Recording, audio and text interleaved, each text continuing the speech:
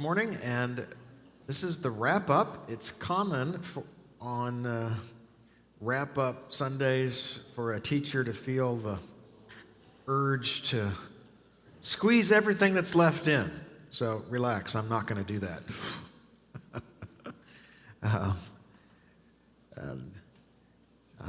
I try to avoid overloading in information.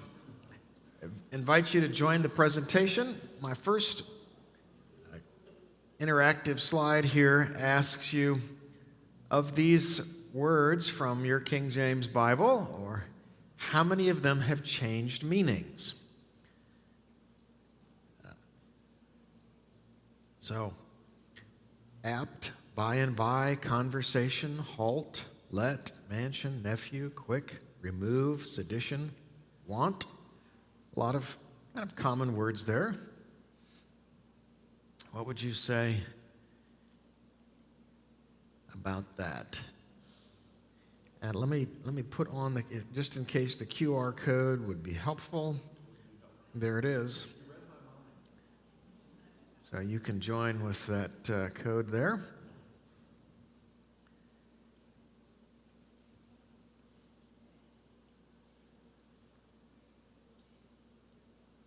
So there's 11 words, options 1 to 11, and you can vote on how many of you think that they've changed their meaning. Of course, what I mean by that is changed their meaning since they were used in the King James. Okay, 5 of you have joined. Good. 7. All right.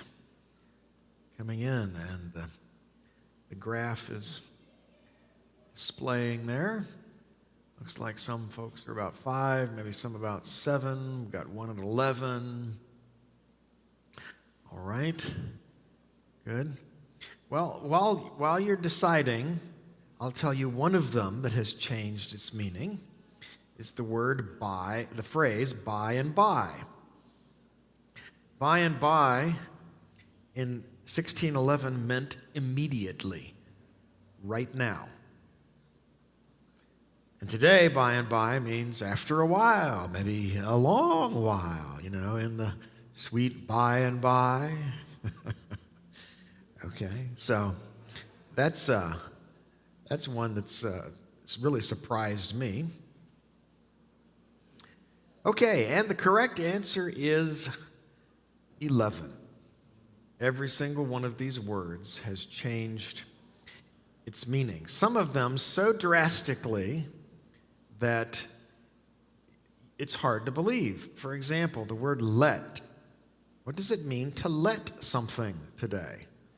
I don't mean in the British sense of a flat, but I mean if you let someone do something. Today it means to permit. In 1611 it meant to forbid.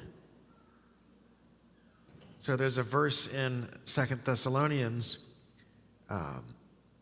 that says, he that letteth, when he that letteth is taken out of the way, well, he who prohibits or hinders. Apt, and I can still hear Fibber McGee saying he ain't apt to do it. Apt means inclined to, right, likely to do a thing. But in 1611, it meant ready or fitted to do a thing. Conversation, we know what that means.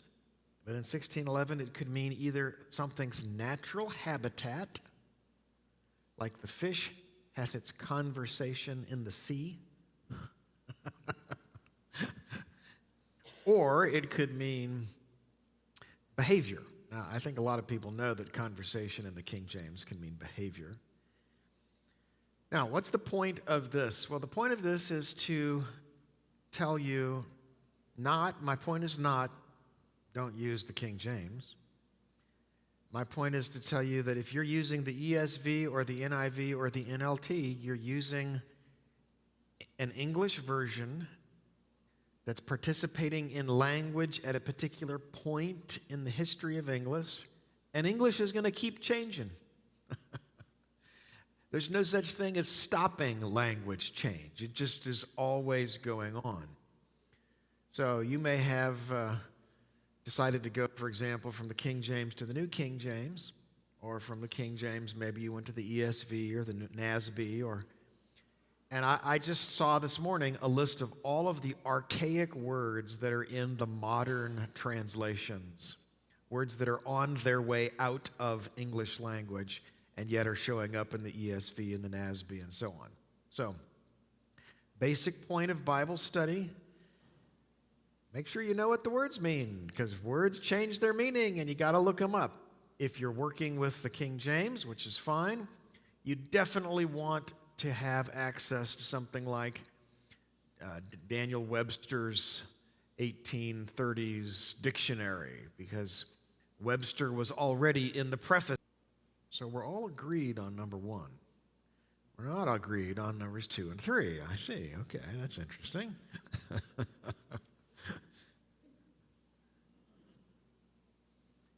While you're finishing that up, another question came in. I read that Hebrew didn't have a word for cousin, and a brother in the Bible could be a cousin by today's standards. I think what that means is that if you see the word brother in the Bible, brother is wide enough to include somebody who is more than a blood brother, particularly in the Old Testament. If that's what the question's asking, if I'm understanding the question properly, then I don't know that I know that. It's true that I don't think that there's a word that directly corresponds to cousin in Hebrew. But Hebrew tends to use the circumlocution, the son of your brother, the son of your sister. So, or no, yeah, it would be, it'd be your father's brother's son, or your mother's sister's son. So it just specifies the relationship to capture that. I don't think that it typically uses the word brother to talk about cousin, but I'll check it out. Find out I'm wrong, I'll come back and let you know. Okay, so the way that the text for our study recommended that we follow the process was first choose the words, second list the possible meanings, and we're going to ask how do you get those possible meanings, and then third discern word meaning from context. So what they meant by that was first you find a word that in the text that you'd like to get greater clarity on. I'll give you the example from the passage you guys chose to study for this session. In Ephesians chapter 3, verse 17, Paul prays that Christ